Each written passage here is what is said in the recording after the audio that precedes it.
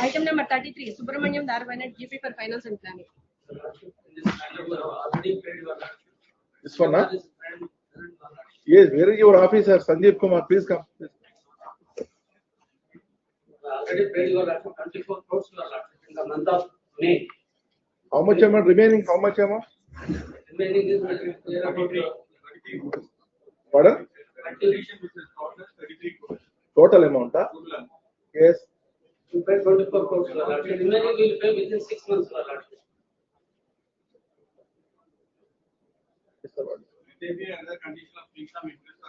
Sir, సమాజంలో boys ఎక్కడ ఉంది sir? Senior, you senior, social responsibility ఎక్కడ ఉంది చెప్పండి.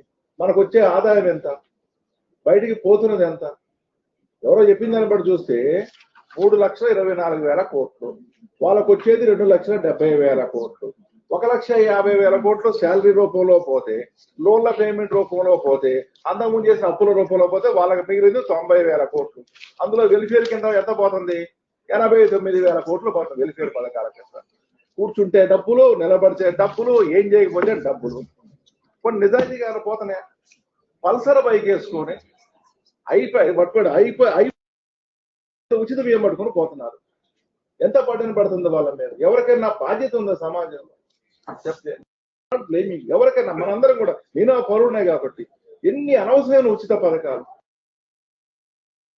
ఇవ్వాల్సిందే. మరి ఎంతమంది అనవసరంగా తీసుకుంటారు చెప్పండి. ఆ రైతు బంధు పథకం ఉంది, కోటీశ్వరులు కూడా రైతు బంధు ఇవ్వట్లేదా?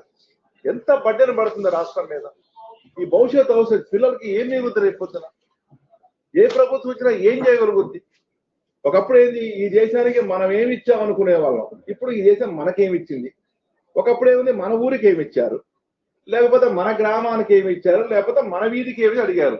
ఇప్పుడు ఏంటి, ఇంటికి వచ్చింది, మన ఇంటికి ఏమి ఇచ్చారు, నాకేమి ఇచ్చారు.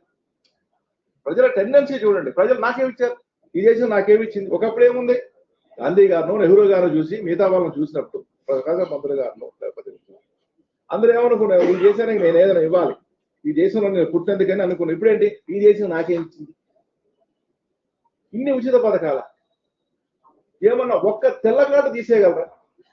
ఒక్క తెల్ల కార్డు తీసేస్తే ఇంకో రకమైన రాజకీయ పరమైన గొడవలు, పలానాది చెయ్యతే ఇంకో రకమైన విమర్శలు. ఆఫీసర్లు ఏం చేస్తారు? 3,000, 4,000 కేసులు ఆయన మీద ఉన్నాయి. నేను చూశాను, మొత్తం కూడా చూస్తే ఇక ఈ జీవితకాలం పాటు ఆయన జైల్లోనే ఉంచాలి. ఎక్కడ ఆ సెక్రటరీ గారు పోస్ట్ లో ఉన్నందుకు పాపం ఇక ఆయన లైఫ్ అంతా ఎక్కడున్నారంటే ఇంట్లో జైల్లో ఉంచాలి. జైల్లో ఉంచి అక్కడి నుంచే పని చేయించాలి. ఏం చేస్తారు చెప్పండి? చాలా ప్రాక్టికల్ గా చాలా డిఫికల్ట్ అయిపోతుంది.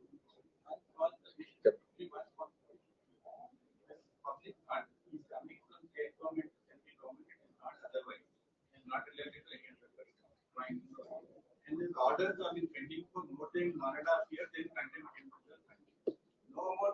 So in the counter also they did not file. I am not saying about this particular case. The difficulty of the state. నా ముందే దాదాపు 100కు పైగా కేసులు పెండింగ్ లో ఉన్నాయి. ఏం చేస్తారు ఇప్పుడు? మీరు ఫైనాన్స్ సెక్రటరీ, మీరు ఏం చేయరు? ఇప్పుడు మీరు నిలబడాల్సింది ఇక్కడ. ఏం చేస్తారు? ఏ ఆఫీసర్ మీద రేపు మీరు ముఖ్యమంత్రి అయినా ఏం చేయలేరు. ఏం చేస్తారు? రేపు మీరు ముఖ్యమంత్రి అయినా ఏం చేయరు. ఈ హుసేన్ ముఖ్యమంత్రి అయినా ఏం చేయలేడు. పైసలే గ్రామాల్లోకి పోతే అనకూడదండి. ఐఎమ్ సారీ, నేను నాది రాజకీయ పరమైన ఉపన్యాసం అనుకోదు. గ్రామాల్లోకి పోతే రైతులు ఏడుస్తున్నారండి, పనికి ఎవరు రావట్లేదు. నేను కూడా రైతులేం కదా, ఎవరు రావట్లేదు పనికి. నేను విమర్శించట్లేదు, నేను ఎవరిని విమర్శించట్లేదు, ఎవరు రావట్లేదండి. మనకు వచ్చేది ఎవరు? ఛత్తీస్గఢ్ నుంచి, మధ్యప్రదేశ్ నుంచి, లేదా మహారాష్ట్ర నుంచి, బీహార్ నుంచి కూలోళ్ళు వస్తారు. మన వాళ్ళు ఎవరు పని చేయట్లేదు చెప్పండి, ఎవ్వరూ చేయట్లేదు. అమర్ సేన్ ఏం చెప్పారు? పని చేయించాలని ఏం చేయాలి? ముందు గొయ్యి తీయించు, డబ్బులు ఇవ్వు, రేపు మన పిలిపించే గొయ్యి కూడిపించు. పని కల్చర్ మర్చిపోయారు కదా. ఒకప్పుడు మనుషులు పని చేసే వాళ్ళట అని మ్యూజియంలో పెట్టాలి అంతే. ఒకప్పుడు మనుషులు పని చేసే వాళ్ళు ఏదో మొన్న అదే డాక్యుమెంటరీ చూసి ఒక ఆయన చెట్టు కిందనే పడుకొని ఉంటాడు. రోజు ఒక ఆఫీసర్ పోతూ ఉంటాడు, ఇట్లా చూసుకుంటూ పోతుంటే ఈయన హాయి కాలు మీద కాలేదని పడుకుంటాడు. అంటే ఆఫ్రికా. ఓ రోజు వచ్చి, అన్న నువ్వు ఏ పని చేయకపోతే ఎట్లా గడుస్తుందంటే ఆయన మొత్తం తీస్తాడు. ఇగో ఈ పథకం కింద నాకు ఇది వస్తుంది, ఈ పథకం కింద నాకు ఇది వస్తుంది, ఈ పథకం కింద నాకు ఇది వస్తుంది, ఈ పథకం కింద నాకు ఇది వస్తుంది, ఈ పథకం ఇంకా నేను ఎందుకు పని చేయాలంటాడు. అప్పుడు అంటాడు, ఏ ఉద్యోగం చేయడం దగ్గర దండగా ట్యాక్స్ తప్పని పక్కన కొంచెం మంచం ఉంచవే, నేను కూడా వచ్చి పడుకుంటాను అంటాడు. ఇది దయచేసి నేను ఏదో రాజకీయ పరమైన ఉపన్యాసమో ప్రభుత్వం అనేది విమర్శించట్లేదు, మనందరం ఆలోచించాలి కదా, సార్. ట్యాక్స్ పేయర్స్ రేపు పొద్దున భవిష్యత్తు ఏంటి పిల్లలది? ఇవన్నీ తీర్చడం కోసం రైట్ రాంగ్ ఏదో ల్యాండ్స్ కూడా అమ్మేస్తా ఉన్నారు. రేపు పొద్దున భవిష్యత్తు అవసరాల పరిస్థితి ఏంటి? ఉన్నాయని అప్పు చేసి ఎవరన్నా బెంజికారు ఉంటాడా? ఇప్పుడు మనం కూడా జీతాలు చేస్తున్నాం, మనం ఎర్ర బస్సులో పోగలం, ఎయిర్ బస్సులో బిజినెస్ క్లాస్ పెడితే ఎంతకాలం ఉంటుంది సంసారం? ఇది ఎవరిని విమర్శించట్లేదు. నాకు బాధగా ఉంది, ఆఫీసర్ పిల్లలు నాకు బాధగానే ఉంది. ఇది నైస్ ఆఫీసర్, కానీ ఏం చేస్తారు ప్రాక్టికల్ గా? ఇంజనీరింగ్ కాలేజ్ పిల్లలు మేనేజ్మెంట్ ని కూడా బ్లాక్ మెయిల్ డామినేట్ చేస్తారు. మేము కాలేజీకి రామంటారు, వాడిని బతీరాడి కూడా అటెండ్ చేయాలి. ఎవడన్నా చదువుకునేవాడికి ఫీజు కడతాడు, బడి మానేసుడు కూడా ఫీజు కడతారు.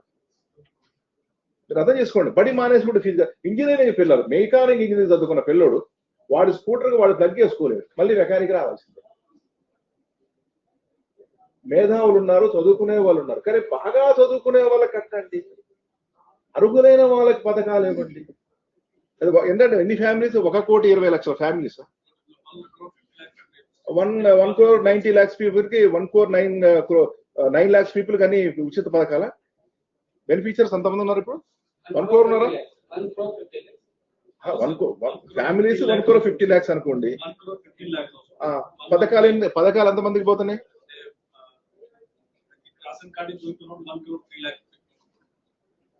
1,15,00,000 కుటుంబాల 1,03 కోట్ల కుటుంబాలకు తెలకాట్లేకపోతే ఈ దేశాన్ని ఎవరు నడుపుతారండి? ఇలాగే సాగుతూ పోతే కొంతకాలానికి కుబేరుడు కూడా డబ్బులన్నీ అయిపోయి పనికార పథకంలో కూలికి వస్తాడు. ఎందుకు వచ్చిన కుబేర అంటే ఏం చేయమంటండి, ఈ డబ్బులు కట్టలేక మొత్తం కూడా అనంతకరం అయిపోయింది అని తట్ట మోస్తూ ఉంటాడు. మన పక్కనే చెరువులో కూడికలు తీసుకుంటూ తిరుగుతాడు. పైగా ఈ పథకానికి కుబేరాన్ని పెట్టారు. ఇది విమర్శ కాదు, దయచేసి వినండి. ఎవరన్నా కూడా అపార్థం చేసుకుని ఏమి రాయదు. ఆవేదనతో చెప్తున్నాం, భవిష్యత్తు అవసరాల గురించి చెప్తున్నాం. రేపు పొద్దున ఎవరు వచ్చినా సరే డేంజర్ బిల్స్ మోగుతున్నాయి. ప్రాక్టికల్ గా సాధ్యం కాదు. 3 లక్షల రూపాయలు జీతం ఉంటే 3 లక్షల రూపాయల కుటుంబానికి ఖర్చు అవ్వాలి.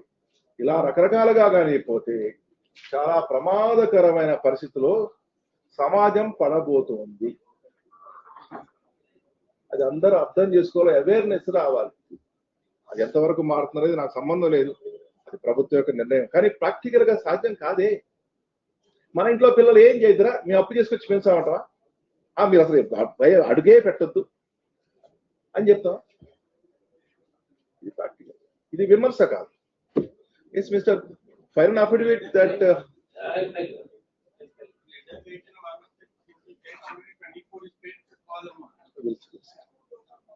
how much amount was paid on 13/5/2026, sir? Yes, Sir, this is proceedings. Kindly go through this. Head counsel for the petitioners, respondents, the officers also name was appeared before this court. Appearance of the officers discussed with until further order. The government Peter submitted proceedings dated 13/5/2026, sir, stating that 25 crores 45 lakhs 70,893 was paid on 13/5/2026. Remaining amount, they want to file a detailed affidavit for payment of through installments. At request, file an affidavit with this matter on 19th of this month. File an affidavit to that extent. Dispense with order, no need to come again.